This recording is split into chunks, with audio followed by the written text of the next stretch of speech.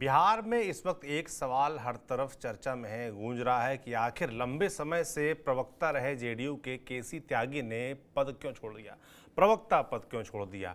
Party की तरफ से जो बताया गया है कि उन्होंने निजी कारणों से ये प्रवक्ता पद छोड़ा है, क्या ये बात सही है या पर्दे के पीछे कोई और खेल हुआ है, इसी विषय पर आज बात करेंगे। और बात करने के लिए होंगे हमारे वरिष्ठ साथी पंकज जी। केसी त्यागी एकदम इस समय डालिए सोशल मीडिया पे और सर्च करिए तो आदमी नंबर 1 ट्रेंड कर रहा है एकदम एक तरीके से मान लीजिए। और सबसे ज़्यादा बिहार के लोग जानना चाहते हैं कि पर्दे के पीछे क्या हुआ है, या जो इस्तीफे का जो पत्र जारी किया गया पार्टी की तरफ से वही सही है कि निजी कारण ही थे या कोई और कारण थे, क्या कहानी, सच बात क्या है?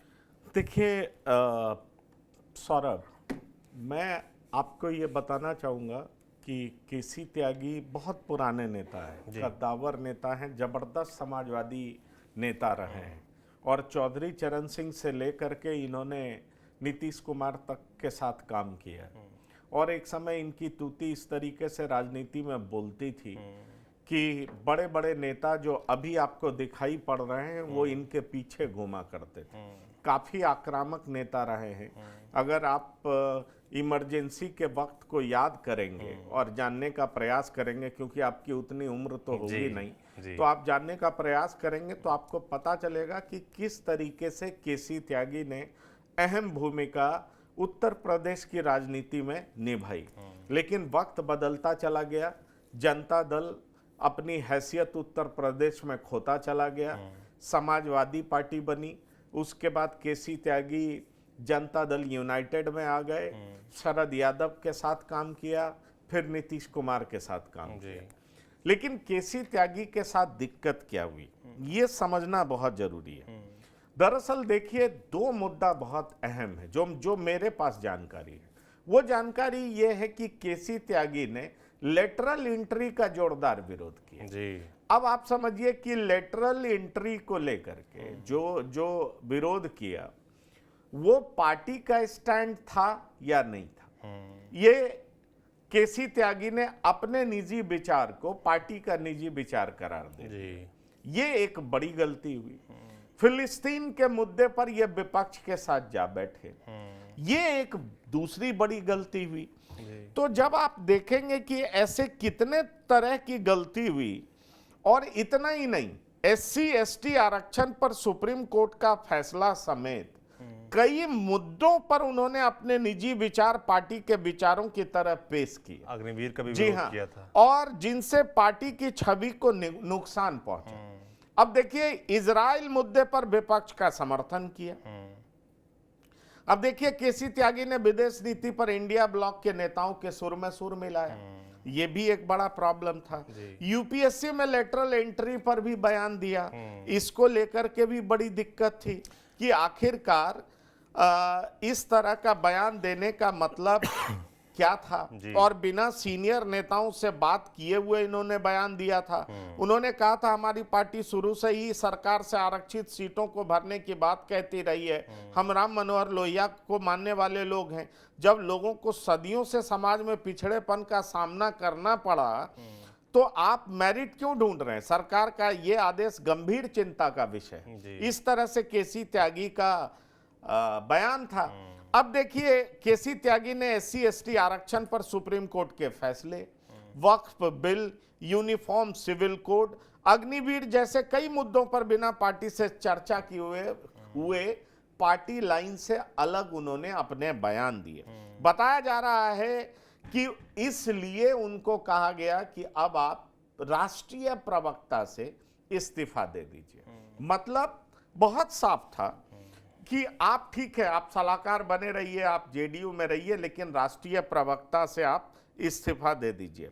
और दरअसल आफाक अहमद, जो कि जेडीयू के महासचिव हैं, उन्होंने बताया कि राजीव रंजन प्रसाद जेडीयू के राष्ट्रीय प्रवक्ता होंगे जी। तो सही बात यह है कि जब केसी त्यागी अपने बयान को पार्टी का बयान बताना शुरू कर दिए, बिना शीर्ष नेतृत्व से बात किए हुए अपने बयान को साफ तौर पर जाहिर करना, निश्चित तौर पर यह पार्टी को नागवार गुजरा। और इसलिए पार्टी के सीनियर नेता संजय झा हो, ललन सिंह हो, इन लोगों ने जो है वो इनसे मुलाकात की और कहा कि आप स्टेप डाउन कर जी दीजिए।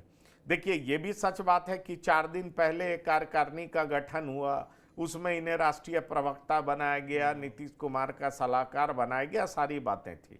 4 दिन बाद ही ऐसा क्यों हुआ? तो दरअसल लगने लगा पार्टी में कि केसी त्यागी जिस तरह का बयान दे रहे हैं उससे एनडीए में किरकिरी मच रही है, और एनडीए में किरकिरी मच रही है तो एनडीए के लिए ये अच्छी बात नहीं।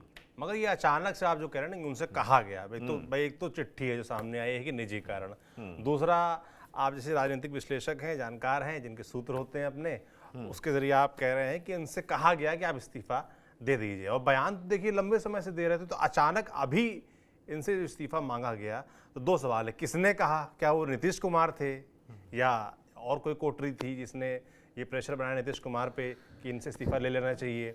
और क्या कोई खास कोई उनका बयान था हाल फिलहाल में दिया गया जिसने इस बात को पुख्ता कर दिया कि नहीं, इनसे इस्तीफा लेना चाहिए? देखिए, आपको ये समझना पड़ेगा कि लेटरल एंट्री, SC ST में आरक्षण, अब ये जो मुद्दा था ऐसे कोटा विद इन कोटा, ये जब सुप्रीम कोर्ट का फैसला आया तो जेडीयू ने खुल करके कहा कि ये काम तो नीतीश कुमार ने पहले ही किया जी।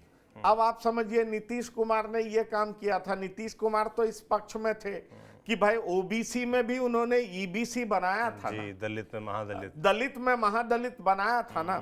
पर केसी त्यागी क्या बयान दे रहे थे ये समझिए, और जब ये बयान केसी त्यागी दे रहे थे तो फिर केसी त्यागी केवल अपनी पार्टी के लिए मुश्किल खड़ी नहीं कर रहे थे, ओवरऑल मैसेज क्या जा रहा था कि एनडीए अब एकजुट नहीं है।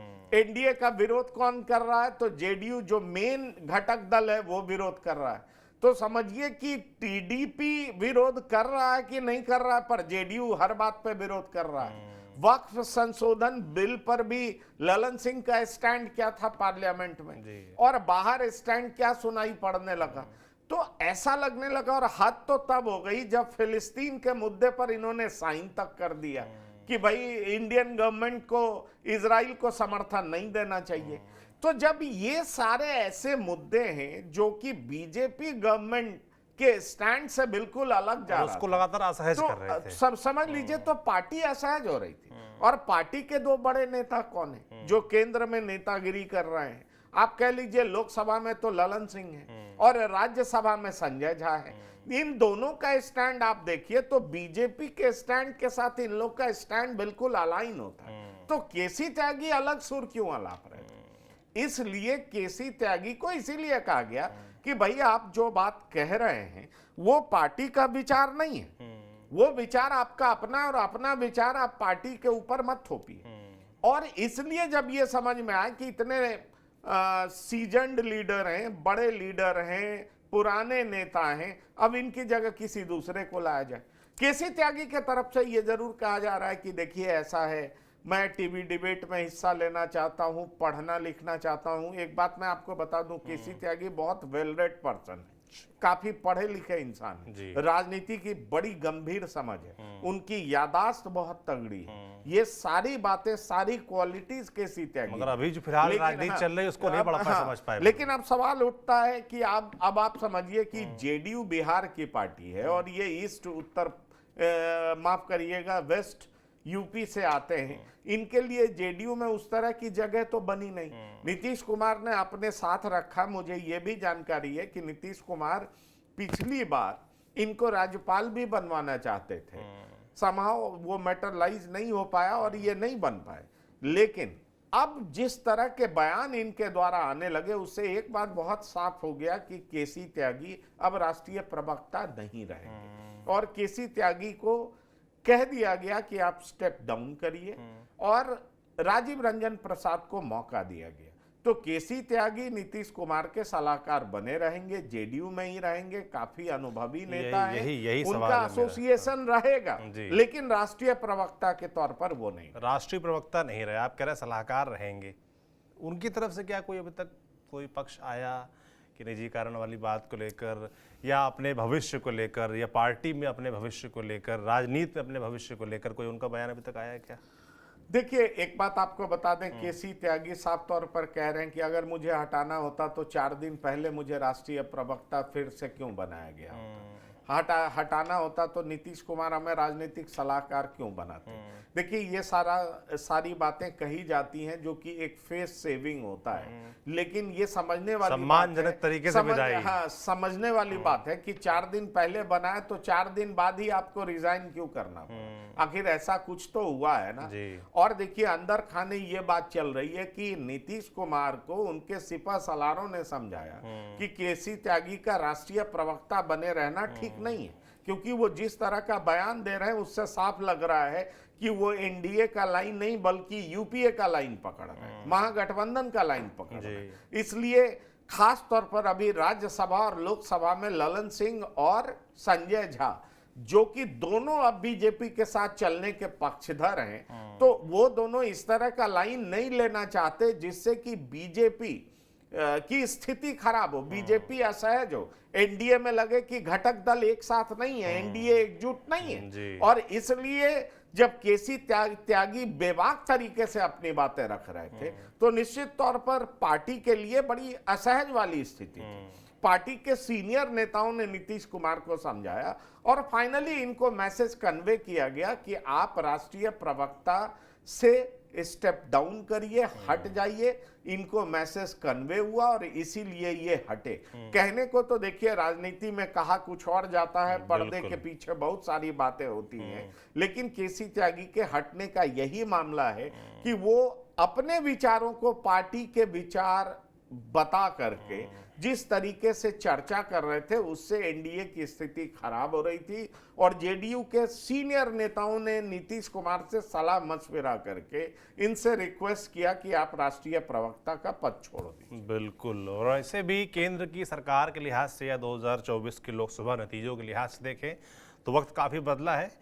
जैसी सरकार पहली थी वैसी मजबूत सरकार नहीं है और जब भी टीडीपी और खासतौर पर जेडीयू की तरफ से कोई बयान आता है तो तुरंत कयास लगाए जाने लगते हैं कि क्या सरकार खतरे में है, क्या जो एनडीए के घटक दल हैं उनकी आपस में पटरी नहीं खा रही है, क्या जेडीयू पहले की तरह फिर से बीजेपी से अलग हो जाएगी। तो इस तरह के सवाल उठते हैं और जाहिर सी बात है कि सरकार असहज होती है, बीजेपी असहज होती है, जो कि फिलहाल के लिए ना बीजेपी के लिए ठीक है ना बिहार में नीतीश कुमार के लिए ठीक है। और उसी बीच ये फैसला आया है कि केसी त्यागी ने निजी कारणों से प्रवक्ता पद छोड़ दिया है। पर्दे के पीछे कहानी क्या थी, क्या कहा गया, उसके मायने क्या है, वो सब पंकज जी ने आपको समझाया। आपकी इस पूरे मसले पर क्या राय है हमें कमेंट बॉक्स में लिखकर ज़रूर बताएं। बाकी देखते रहिए TV9 डिजिटल। शुक्रिया।